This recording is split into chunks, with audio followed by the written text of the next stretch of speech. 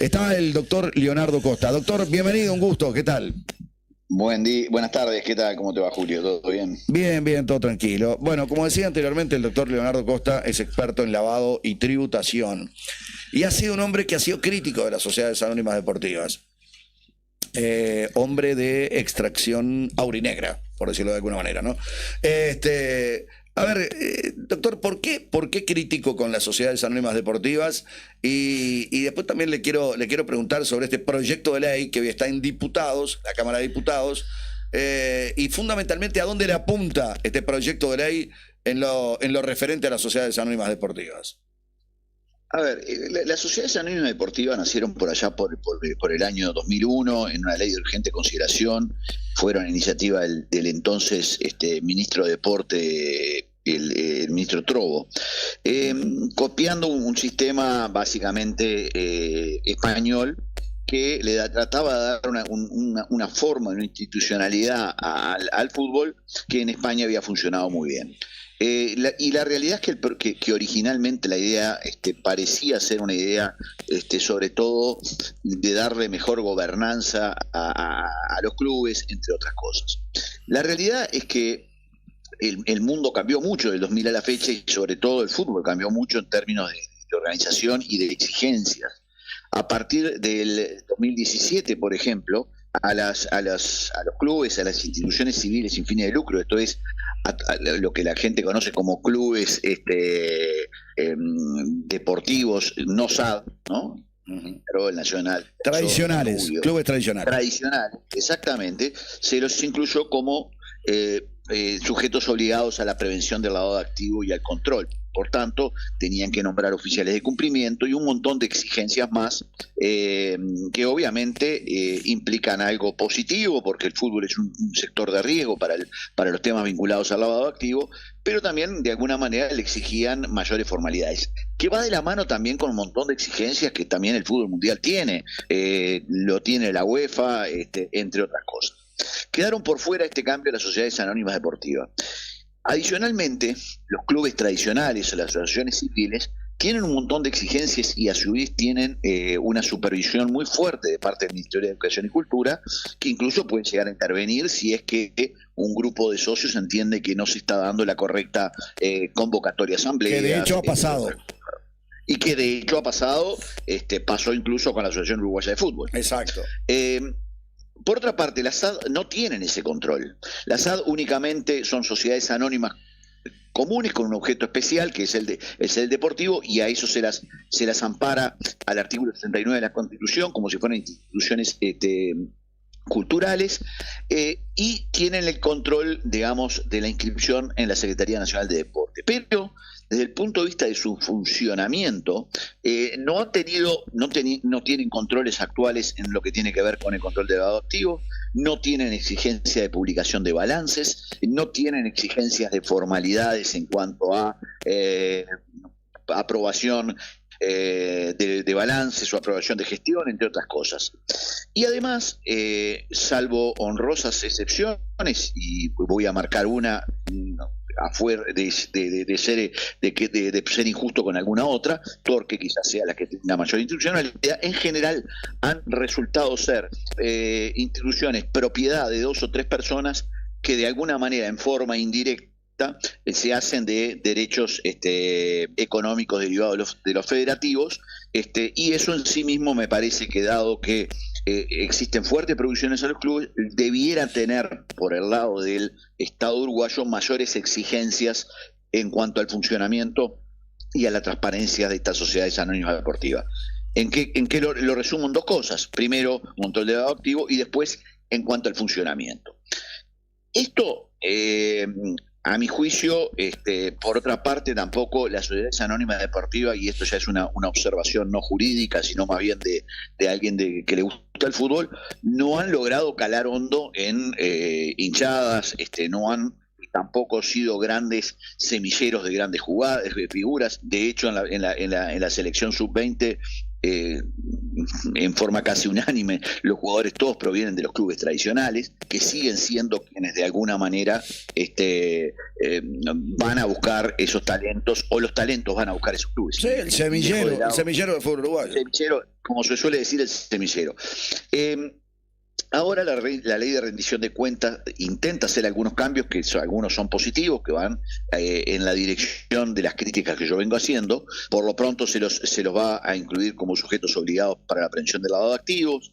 Se regula bastante bien cómo se va a hacer la transferencia, aquellos clubes tradicionales que quieran transformarse en SAD, cómo tiene que hacerse las transferencias de los activos, del activo fútbol, ¿no? Del activo de fútbol por otra parte, pero se hacen modificaciones que a mi juicio no están del todo bien. Una de ellas, por ejemplo, la SAD actualmente tiene una exigencia de tener como mínimo 5 integrantes del directorio a 15. Se lo baja a 2. Entonces, esto me parece es una mala señal. ¿Por qué digo que es una mala señal? Porque basta que 2 accionistas, que en realidad pueden ser contratistas, dirijan directamente la SAD sin mucho más exigencia, quitándole a eso organización, quitándole estructura, quitándole sustancia. Por el contrario, el Estado debiera serle mucho más exigente, de manera tal de evitar en forma indirecta que sea la violación de normas FIFA a través de sociedades anónimas deportivas. No quiere decir que todas funcionen mal y no todas quieren decir que todas estén en violación de esto que yo estoy diciendo, pero es un instrumento que de forma indirecta lo permite hacer. Entonces me parece que dado que el Estado le está dando exoneraciones, dado que el Estado le está dando patentes de funcionamiento, le debiera exigir incluso más que a los clubes, porque los clubes tradicionales la exigencia está dada por el socio. Yo voy a la asamblea representativa o yo voto cada 3 años en Peñarol y de alguna manera puedo decir este destino está bien o quiero otro destino para mi organización. Entonces me parece que ese tipo de exigencia que tienen los clubes, que los verdaderos dueños somos los socios, tienen que de una transferirse a lo que es la gobernanza de... Ahí Leonardo, ahí te me está yendo, ¿eh? Sí, le entró una llamada. Es cierto. No. Sí, ahí volviste. Ahí volviste. Ahí volví. O sea que de alguna manera yo creo que está bien lo que pretende ahora el Poder Ejecutivo enviando este proyecto de ley, pero se queda corto. Hay que ir por más. Hay que ir por más porque, fíjate una cosa más, Julio, la exoneración que tienen las sociedades anónimas deportivas es total. Pero la pregunta que yo me hago es, ¿por qué hay que exonerar el dividendo que distribuye la SAD al accionista? Eso no está dentro de lo que dice la Constitución, a mi juicio. Y es un 7% que de alguna manera es tratar de devolver al Estado parte de lo que se le da con exoneraciones. Ese es uno de los cambios que propongo. Otro es la obligación de publicar balances. Otro es la posibilidad de una mayor supervisión por parte del Estado en el funcionamiento de estas sociedades anónimas deportivas. No son sociedades anónimas, son deportivas. Tienen que ser prácticamente la misma nivel de exigencia que se le da a los clubes. Y si todavía le agregamos que están sentados en la AUF cuando Peñarol no está, y esto es otra apreciación ya más bien de Carbonero, parece ser mucho mayor lo que le tengo que exigir. Sí, aparte, escuchándote muy atentamente, con el poco control que existe en este momento, digo, no quiere decir que esto se genere en todos lados, ni mucho menos, pero esto fomenta el lavado de activos, ¿no? Y sí, o fomenta por lo menos la falta de control y el siga. Por supuesto. Yo pongo el ejemplo porque también no hay que ser injusto con la forma. Torque tiene un oficial de cumplimiento y sé que tiene políticas. Ahora, eso lo tienen todos y la realidad es que no. Hay otra previsión, Julio, que dice que el titular de una SAD, un accionista de una SAD, no puede participar en otra SAD en más de un 1%, en forma directa o indirecta. Aquí hay uno que tiene 3, que sé que participan 3, por ejemplo. Yo conozco dos. Uno está en Colonia y el otro está en Rentista. Claro. Que participa uno en Paysandú, Rentista en Paysandú, a través de la señora, en fin. Pero lo que quiero decir, echa la ley, echa la trampa, lo que tiene que ser claro, no se puede. Y eso no es culpa de los clubes, de la SAD, eso es culpa de la supervisión. Por supuesto. Obviamente, si no hay una supervisión en este momento que sea más estricta, la tienen los clubes tradicionales, que tienen mecanismos precisamente a través de los socios y también tienen oficiales de cumplimiento, tienen mecanismos como para controlar qué es lo que pasa, y aún así, a veces en las instituciones tradicional, también existe desconfianza sobre qué destino se le da a ciertos fondos. Imagínate lo que implica una sociedad anónima deportiva con todas las, con toda la carta blanca o con todas las cartas blancas que mencionaste vos anteriormente. Por eso digo, yo creo que es una buena oportunidad esta, y en tiempos en donde se está discutiendo mucho sobre la gobernanza del fútbol, sobre la AUF, etcétera, etcétera, que estas sociedades anónimas deportivas no hay que prohibirlas, por el contrario, si es el modelo del futuro, quizás incluso en muchas organizaciones, pongámosle más exigencia de funcionamiento, le pongamos más supervisión, pongámosle más controles y pongámosle más transparencia. Claro, porque si no, aparte, la competencia es totalmente desleal. Digo, absolutamente. Fíjate que vos tenés a clubes tradicionales donde los dirigentes son honorarios, donde dejan muchas horas durante el día en procura precisamente de su institución, etcétera, etcétera, etcétera. Y después tenés sociedades anónimas deportivas donde vienen tipos. A ver, otro elemento importante para las sociedades anónimas deportivas, y lo charlábamos con los compañeros hace un rato antes de que vos aparecieras al aire, es que, una persona física no puede ser dueño de un porcentaje del pase de un jugador. Con las sociedades anónimas deportivas lograron solventar esta situación que era complicada. Por eso digo, es una forma indirecta de ser dueño de un pase. Por supuesto. ¿Ah? Te diría que ni tan indirecta, ¿no? Claro, no, indirecta digo, porque si yo soy accionista de alguna manera. Claro. Entonces yo digo, bueno, está bien, perfecto. Es legal, está todo bien. Pero por lo menos que pague dividendo ese accionista. Porque la exoneración es a la institución, no al titular de las acciones de la sociedad anónima deportiva. Sí. Entre otras cosas. Y a su vez, fíjate una cosa más, uno de los cambios que se plantea ahora es que se va a permitir que las SAD sean constituidas con aportes en especie, no ya con dinero como hasta ahora.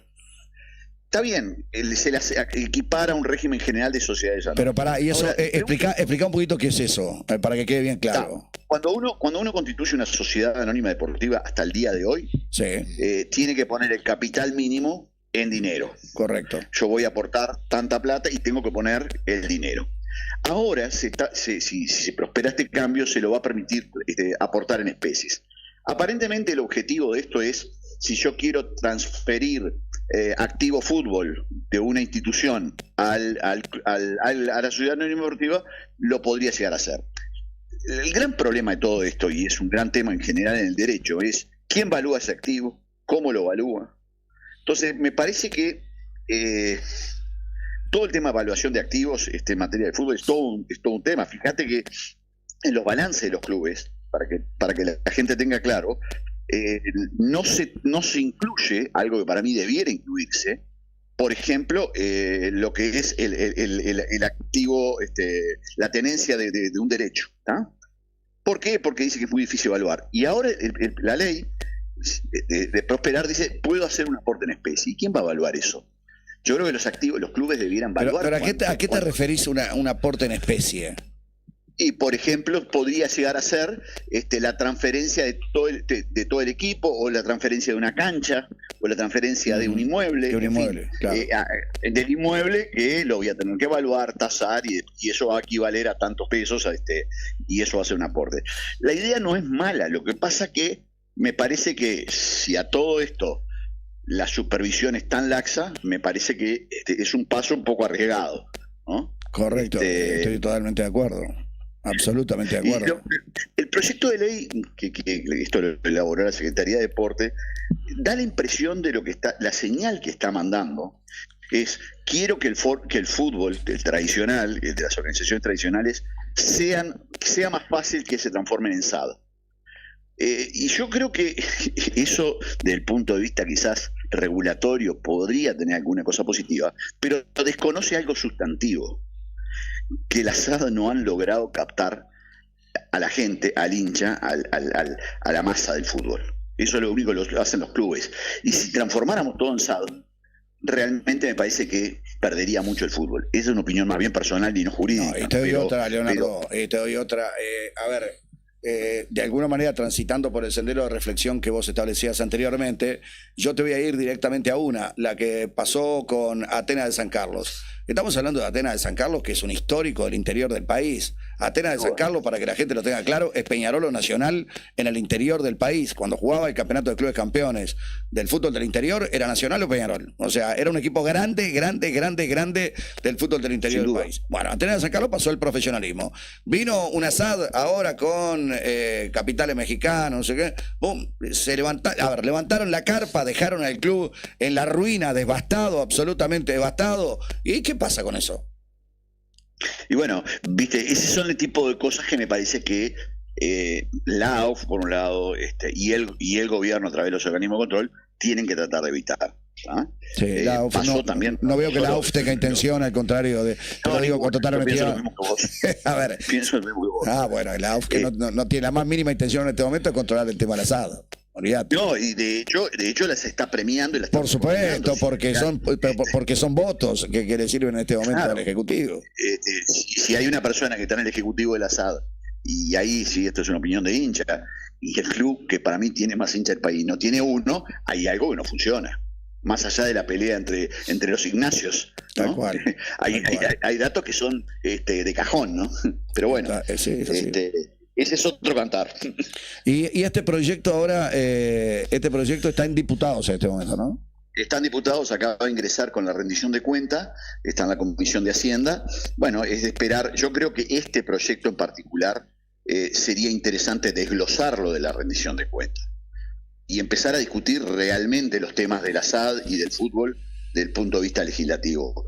Está bien que el Poder Ejecutivo lo haya mandado, es una oportunidad interesante, pero a mi juicio tratarlo con los plazos que requiere la rendición de cuenta parece ser un poco arriesgado.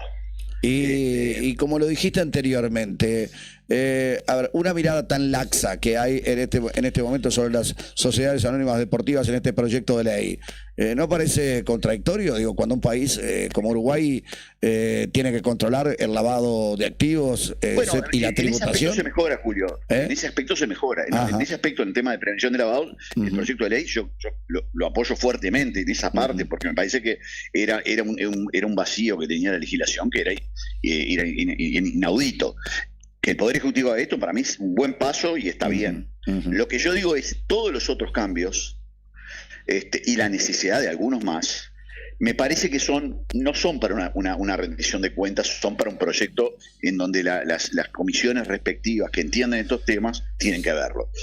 Yo voy a hacer, espero poder hacer lo máximo posible para que se desglose como ciudadano, porque me parece que el cambio es bueno. Pero requiere un análisis mucho más profundo que 45 días en cada cámara. Totalmente. Y en este momento hay una proliferación de sociedades anónimas deportivas. Fíjate que en 30 equipos profesionales, aquí me decía Bugiano, hay aproximadamente 13, 14 sociedades anónimas deportivas. Y sí, y van a seguir creciendo, porque vos fíjate, le pasó incluso a Rampla en su momento, es decir, viene un mecenas, ya vamos a ponerle que sean mecenas, ¿no?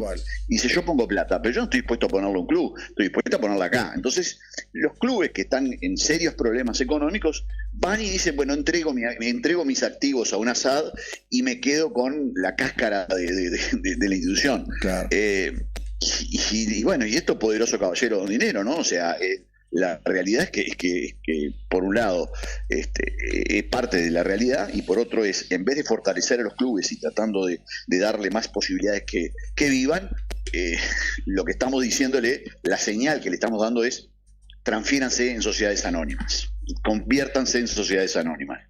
Yo creo, a mi impresión, y esto nuevamente es una opinión muy personal, me parece que cómo está el fútbol uruguayo, esto puede llegar a ser el principio del fin. Para un hombre de fútbol. Te refiero, no, ¿sabes por qué te digo? No, pero entendeme bien lo que quise decir. Sí. En el sentido de que gran parte de la vida institucional del fútbol, y se da en Danubio, se da en Defensor, se da en River, se da en Nacional, en Peñarol, es la vida del socio en la institución. Este año tenemos elecciones en Peñarol, yo integro la comisión electoral. Y uno dice, bueno, este es un año importante, y ya empiezan a haber movimientos, gente que quiere prepararse, y que cree que yo lo puedo hacer mejor, que aquel se lo puede hacer mejor. Y esa vida institucional es algo que trasciende meramente lo económico. Es parte de la pasión, es parte del funcionamiento natural que tienen las organizaciones de este tipo. A eso me refiero. Sí, sí, ¿No? sí. Yo no me imagino un Nacional, un Peñarol convertido en sociedad anónima. Claro. El mundo yo sé que va para ese lado, todo lo que quiera. Sí, está todo bien, pero o sea, vuelvo a reiterar, sacá Peñarol y Nacional, que de repente tienen por contratos televisivos, por socios, por una serie de cosas más, un ingreso de dinero muy importante, venta de jugadores, etcétera, etcétera, etcétera. Pero hoy, un Danubio, un Defensor, por nombrarte dos instituciones que de alguna manera también han tenido en los últimos años un estatus diferente al resto de las instituciones sin ser peyorativo absolutamente con nadie. Van en desventaja totalmente con una sociedad anónima deportiva, porque el que viene acá a comprar una sociedad anónima deportiva, lo primero que le sirve es comprar un club que no tenga hinchas, lo primero. Exactamente. Entonces, Totalmente. Y mira, quiero rescatar, por ejemplo, el buen funcionamiento, y vos diste dos ejemplos, el de Danubio y el Defensor, y el de Wanderers. Wanderers es un club que ha demostrado a través de una fuerte directiva y de compromiso de muchos socios un gran funcionamiento. Se puede hacer, sí se puede hacer. Ahora, las señales tienen que ser en pos de lo que hacen bien las cosas, no en pos de lo que hacen mal las cosas. Tal cual, totalmente, absolutamente. Ese es el gran tema y esa es la gran injusticia que me parece que está ocurriendo hoy por hoy y ojalá se corrija.